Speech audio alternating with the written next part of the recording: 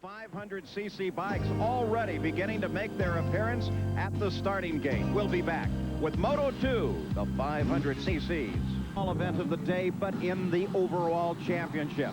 There on number 28 is Greg Zitterkoff. Now, he rides the KTM, and remember in the first moto, he finished 5th.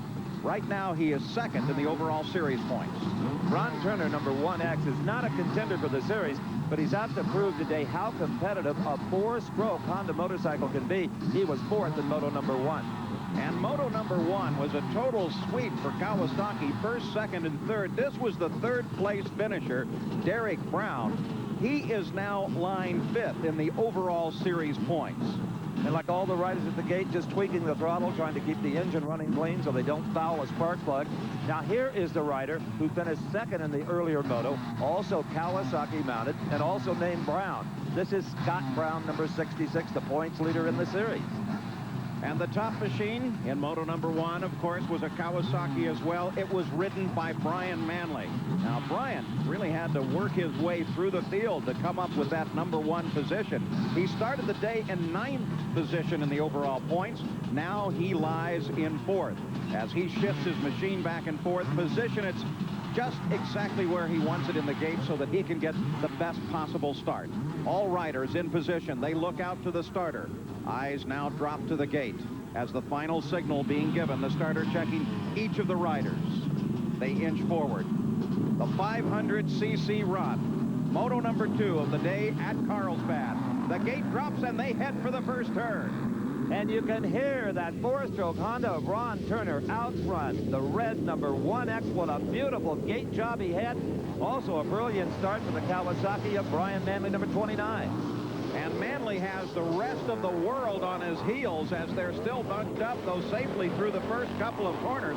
Out in front is Ron Turner. The rest come through. One bike down, man off of it, almost gets hit by a couple of others.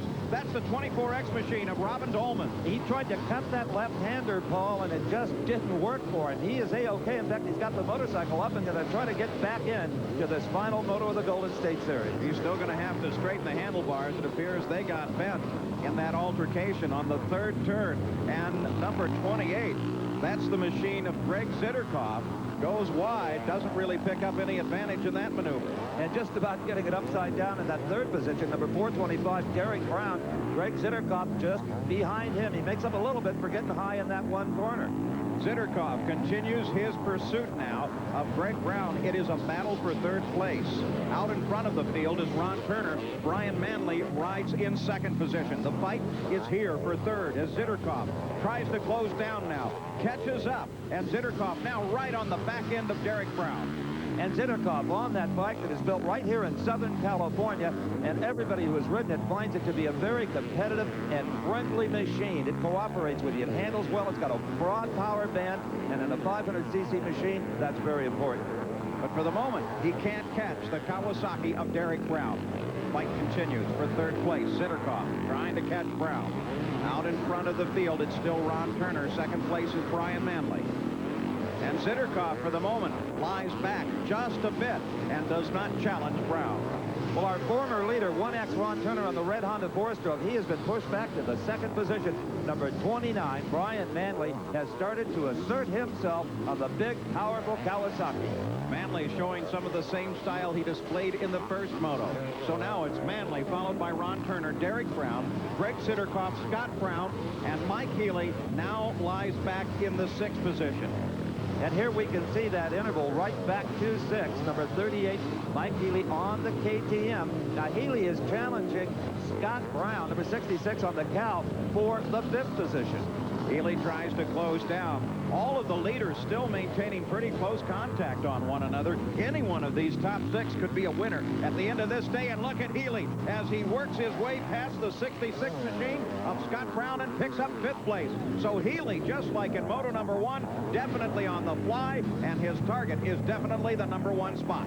And Healy certainly has a lot of energy for a man who has ridden 4 motos today. Most of the competition out there has only ridden in the 500cc class. class. Not so Mike. As they come flying down the hill now, Zitterkoff rides in fourth.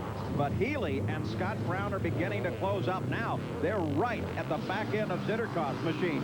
Zitterkoff knows that Healy is there. Scott Brown is just behind Healy, hoping to take advantage of whatever maneuver Healy might use and hopefully get past as well. So Zitterkoff now has to hold off the challenge of both Healy and Brown. And as he maneuvers, he is beginning to catch up to the 425 machine of Derek Brown. Derek Brown currently rides in third place.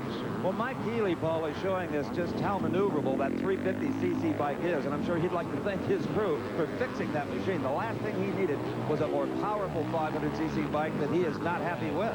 In Moto 1, you may remember, the machine really worked well until it finally gave out, but while it was running, it was an excellent machine, well suited to running on this course. Now Zitterkoff comes in to close on the 425 machine of Derek Brown. It is a fight for third, and Zitterkoff for the moment has it. He's passed decidedly, and at the same time, Derek Brown has to look back because he knows Mike Healy is right there. Mike Healy is definitely right there on the KTMs. We've got a lot of great competition from Kawasaki, from ATK, from KTM. Ooh, they get together there just a bit. Mike Healy runs in fifth place as he tries to catch Derek Brown running in fourth. Zitterkoff was able to move up to third. The fight has centered right here. Third, fourth, fifth, and sixth for the last couple of laps. And here comes Mike Healy, that number 38 bike, challenging for the fourth position, and he has got it. So Mike Healy, just as in Moto number 1, charges his way up through the field. So now Mike Healy has to think about those that lie just ahead. And closing in the number 66 bike of Scott Brown. He's moving in on Derek Brown for that fifth position. Here comes Scott Brown on the outside of the turn, and he takes him. So Scott Brown now has fifth place and tacks on the back end of Mike Healy.